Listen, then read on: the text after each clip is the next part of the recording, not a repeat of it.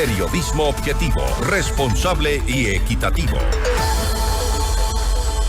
Y el ambiente político empieza a tomar fuerza de cara a las elecciones presidenciales del próximo febrero, con la papeleta electoral más extensa de la historia del Ecuador. La noticia requiere profundidad. En Notimundo están los protagonistas de la noticia. Estamos en los estudios de FM Mundo con el antropólogo Santiago Pérez, director de Clima Social, para hablar sobre este ambiente preelectoral de incertidumbre, sin duda, respecto de lo que ocurre ya en 2025. Una papeleta extensa, más de 17 binomios en inicio, un número histórico, pero también algunas reflexiones respecto de lo que ocurre. Santiago, bienvenido. Muchísimas gracias. Buenas tardes. Me parece que esto es el reflejo primero del sistema político con el que contamos, ¿no es cierto? Las reglas están establecidas de tal manera que nos obliga a tener partidos políticos que participan en las elecciones. Existe un mecanismo para aprobar organizaciones políticas que se ha utilizado profusamente. Tenemos 17 organizaciones políticas nacionales entre partidos y movimientos y muchísimas otras más provinciales, cantonales, parroquiales.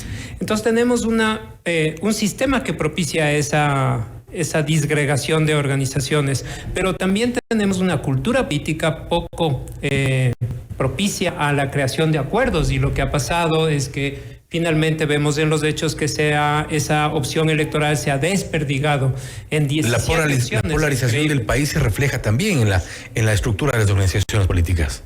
Sí, también en parte me parece que eso tiene que ver, es decir, en la incapacidad de tejer acuerdos, ¿no es cierto? Y de construir acuerdos que se expresen en alianzas electorales, porque lo que vamos a ver es, tal vez, con algunas excepciones, que serán una sorpresa hasta el 31 de agosto, que casi todas las organizaciones van a participar solas, ¿no? La mayoría de las organizaciones. Ahora, dentro de esa realidad, de esa papeleta, con tantos candidatos, tenemos algunas realidades también, que tenemos algunos candidatos que tienen fuerza, otros que no.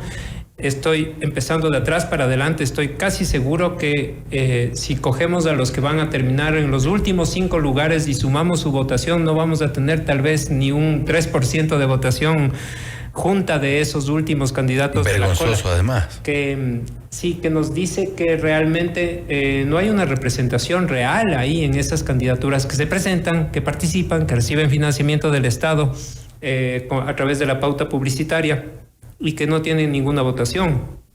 Por el otro lado, pienso que también puede haber un fenómeno de cierta polarización entre las candidaturas que son la representación más fuerte de las tendencias políticas actuales. Y como acabamos de escuchar hace un momento, hay ciertas diferencias dependiendo de la metodología en las distintas encuestas, pero ese primer lugar está en disputa entre el actual presidente Daniel Noboa y la Revolución Ciudadana, o la candidata de la Revolución Ciudadana, Luisa González, en este momento. Y si sumamos entre los dos, podrían estarse llevando un poco más del 50% de los votos totales de esos dos. Entonces tenemos esa polarización. Y finalmente tenemos, creo que en la mitad, un espacio de crecimiento de las personas que no han tomado una decisión, que están buscando algo nuevo, algo diferente, algo que escape de esa polarización también. Y por lo tanto podría ser que tengamos algunas candidaturas que de ese pelotón que habíamos mencionado emerjan y que tengan una votación un poco mayor, ¿no es cierto? Y podría ser que lleguen hasta dar una sorpresa. ¿Qué lectura tener de esas candidaturas, precisamente de las que, para ponerlo en perspectiva un poco, están de la mitad hacia abajo? Es decir, quienes han entrado, algunos ilustres desconocidos, uno ya creo que se quitó un poco esta máscara, uno de los candidatos, y ha mostrado ya su apoyo directo a una de las tiendas políticas que están precisamente liderando. ¿Qué pensar de ellos que están hacia abajo? ¿Es una apuesta por la división del electorado? ¿Una esperanza en los chimbadores? Pienso yo que algunos están apuntando a romper ese cerco de la polarización entre las dos más grandes tendencias políticas y tratar de entrar como la tercera alternativa, ¿no es cierto? Y creo que tenemos del lado tanto de la derecha como de la izquierda esas posibilidades. En el un lado tenemos a Dan Topic, que es un que ya fue candidato, y eso le da una gran ventaja puesto que figuró en la papeleta y por lo tanto ya se dio a conocer bastante. Yo he registrado en grupos focales la recordación de su nombre en varios espacios y también la inclinación a votar por esta figura. Y tal vez del otro lado tenemos a una figura, la más resaltante de todo el otro espectro sería Leonidas Issa. Sin embargo, como se ha hecho mucho el análisis en términos de la construcción de la imagen de Leonidas Issa no es buena. Tiene un alto negativo en determinados segmentos urbanos principalmente. ¿El nombre de Leonidas Issa no le conviene a ninguno del resto de candidatos para sumar quizá? Sí, es posible que sí, y también se puede decir en el mismo caso de Zantopi que si es que él puede sumar alianzas, que es lo que todavía podría verse si es que finalmente termina obteniendo el apoyo del Partido Social Cristiano. Pero Issa podría ser un aporte a una candidatura o no tanto. Sí, pienso que sí, porque la organización Pachakutik y la fuerza de la organización CONAIE me parece que aportan con una base de una votación que podría considerarse mínima, más o menos pero fuerte, leal y sí, más o menos consistente, coherente, que representa aproximadamente un 3% nacional, entre un 3 y un 5% nacional. Y en este momento la intención de voto de Leonidas Issa está más o menos por ahí, dependiendo de las encuestas, entre 3 y 5%, y ese es el aporte que puede dar ese segmento del electorado. ¿Qué marcará la diferencia en este proceso electoral, tomando en cuenta que, y creo que varios analistas en los temas políticos han coincidido en esta sensación de que están todos apelando a la vieja política, que están haciendo básicamente lo mismo? ¿Qué es lo que podría marcar la diferencia de cara ya al 2025?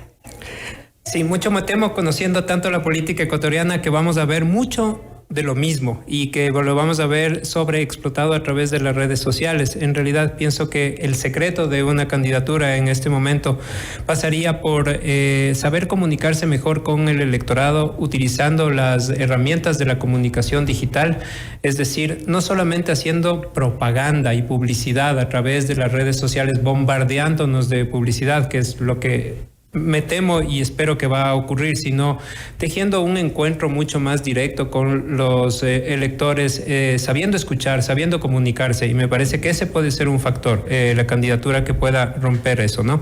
Lamentablemente también vamos a tener un escenario de mucha confrontación, eso lo anticipo y casi puedo asegurar que va a pasar. Vamos a tener mucha confrontación en esta campaña y eso expresado también mucho en las redes sociales, y esa gran confrontación puede hacer que muchas personas se manifiesten indecisas hasta última hora, que es lo que suele pasar en los escenarios en los que tenemos una sorpresa de los últimos minutos, digamos, los últimos días antes de las elecciones. Pero la gente hoy por hoy escucha ofertas, escucha los planteamientos serios, o con esta fiebre de las redes sociales se decantan por los chistes, la novelería, los ataques.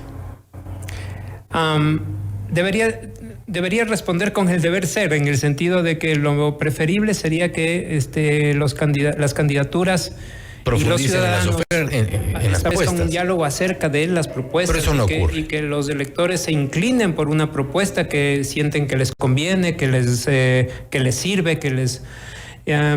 sí, no necesariamente sirve, pero tampoco no es que un candidato que solamente haga bonitos TikToks y baile bonito va a tener un resultado. Sí, me parece que lo que también de alguna manera en su aprendizaje la población también ha ido desarrollando herramientas para tratar de encontrar quién es el candidato más adecuado, que es el que está más cerca de sus anhelos, y esa búsqueda, esa esperanza de que exista esta persona es lo que mueve a la gente por su intención de voto. Pero estamos frente a un electorado responsable en ese sentido, es decir, que medita su voto, analiza propuestas y piensa realmente cuál es el efecto de votar por tal o cual candidato. Estamos frente a un electorado capaz de discernir entre lo que es un buen TikToker, un buen chistoso, o un candidato serio que tenga propuestas y que resuelva los problemas prioritarios del país. Yo pienso que El aprendizaje democrático de parte de la población es exactamente eso, un proceso que tiene que irse dando en el camino y que la población aprende a hacer un ejercicio democrático con el voto, ¿no es cierto? Y que a medida que va pasando ese aprendizaje deberíamos ir mejorando la capacidad también de los electores de saber discernir adecuadamente.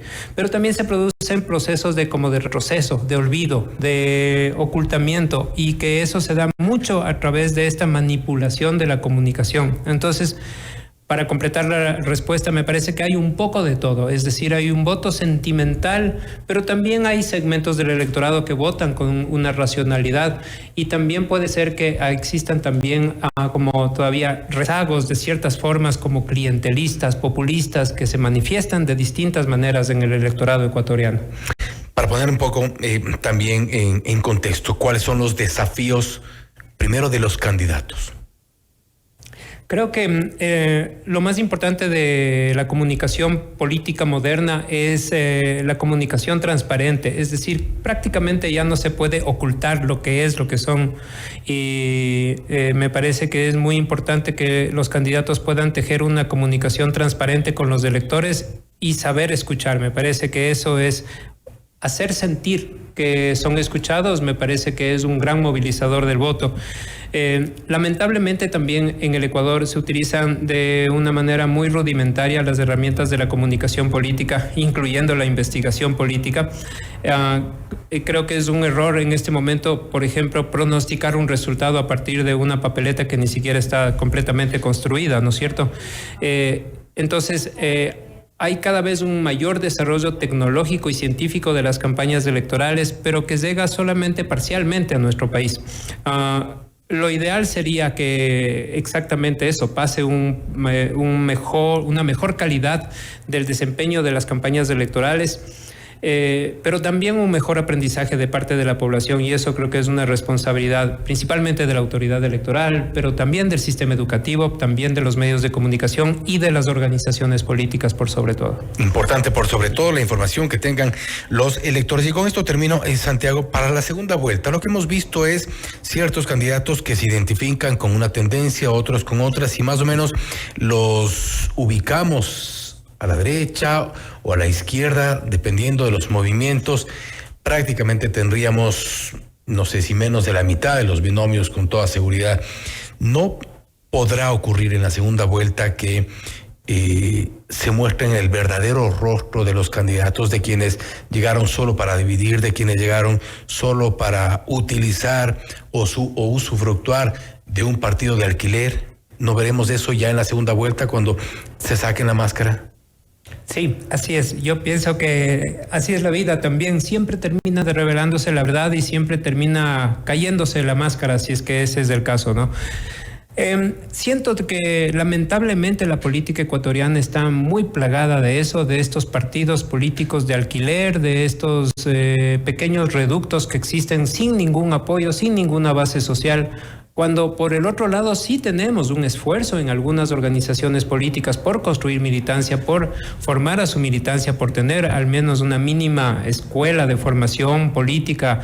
Y eso digo, tanto por la izquierda como por la derecha tenemos ejemplos de meritorios en ese sentido, de que están tratando de construir partido político, pero también tenemos plagado de organizaciones políticas parasitarias que creo que en algún momento hay que limpiar. Y creo que eso pasa por una reforma del sistema político y también una auditoría real de estas organizaciones políticas. Y también creo yo que pasa por el establecimiento de procesos verdaderamente democráticos de selección de candidaturas, porque lo que tenemos actualmente no lo es.